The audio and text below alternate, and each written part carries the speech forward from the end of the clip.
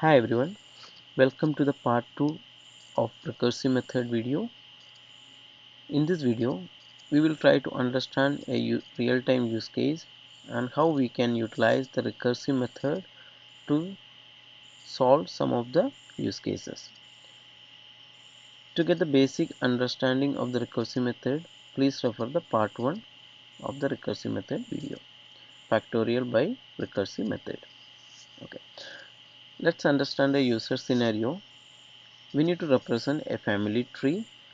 Okay, and also we need to get the number of persons in a family and display the persons in a family as a tree view. This is the use case. Okay, so I will explain it in a pictorial way.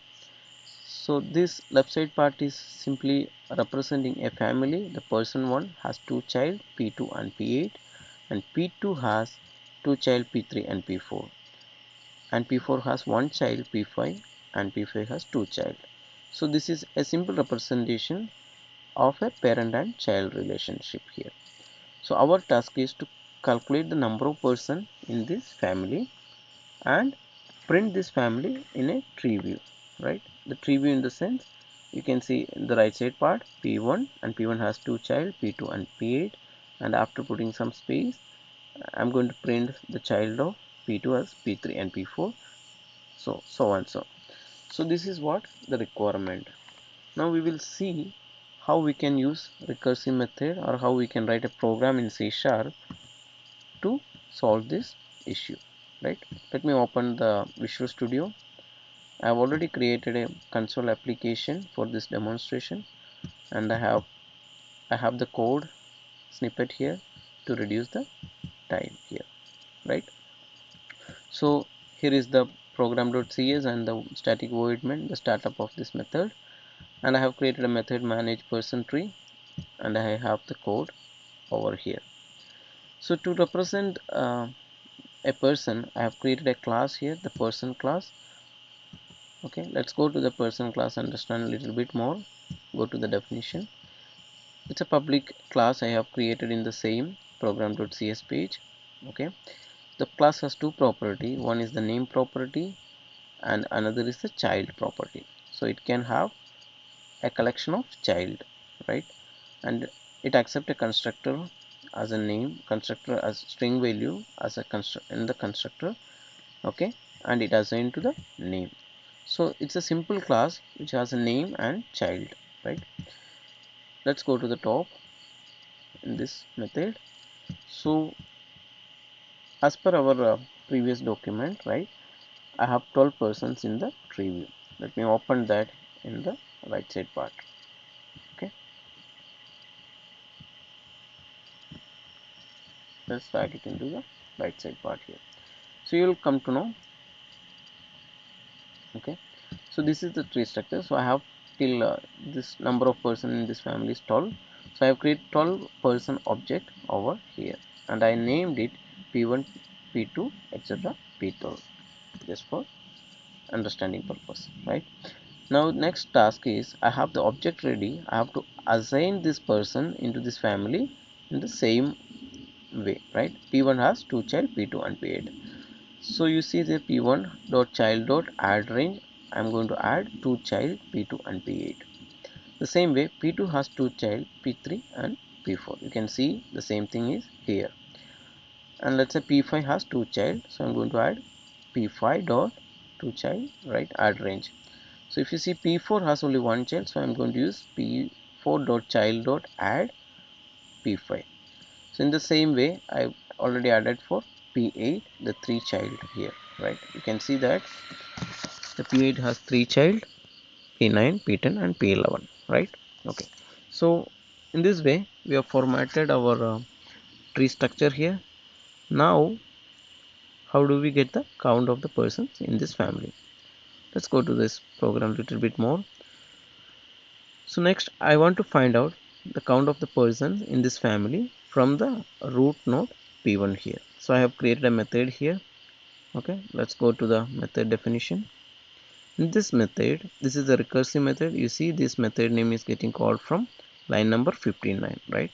So that's why it is a recursive method. Here I'm passing the root node here, and until the root node or the node is not equal to null, I'm going to get the child of that particular node, and I am calling the same method here. So this method will return an integer value, basically the count of the count value here, and that count is getting added in this particular line of code. So finally, when the person doesn't have any more child, I'm going to return that value. So you see here the 5 to 6 line of code that is used to get the count of the person in this particular family. So I'm going to display the count to the output. Okay, and again I'm going to get the new count here from the person 4, right? I want to calculate, first I'm calculating the complete family, and then I'm going to calculate the family from P4. Okay, so we can see the output over here. Let me comment this section, the rest of the section, and I will run this program. Okay, so you can see the number of person in family P1 is 12 and the number of person in family P4 is 4. So we got the value as expected, right? You can see this is completely, it is 12, and from P4 it is 1 2 3 4. Okay, let's understand how we can print the tree, right? Okay, let me uncomment the code. So in the same way, to print the family from the root node P1, I have created another method here, and I am passing P1 and the root node level. I am just passing a level is 0. Okay, so this is also something similar method. The person, okay, the node not equal to null. I'm going to write a space, okay, based on the number of levels.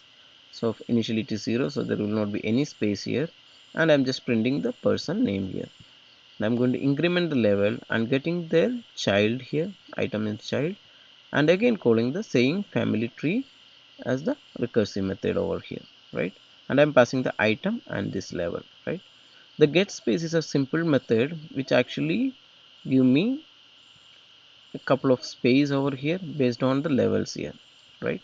So each the root node will have 0 level, and each of this child will have 1 level here, right? Let's run this program. So I'm going to call that one for the same method I'm calling for person 1 and person 4 here. Okay, so let's see. So we got all the tree as expected and the count also as expected. So this is the simple way we can utilize the recursive method to solve this problem.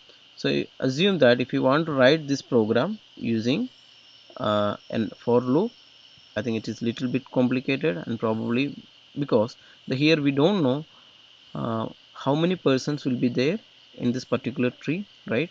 And how the another family will have more number of person, or and it can go to any level.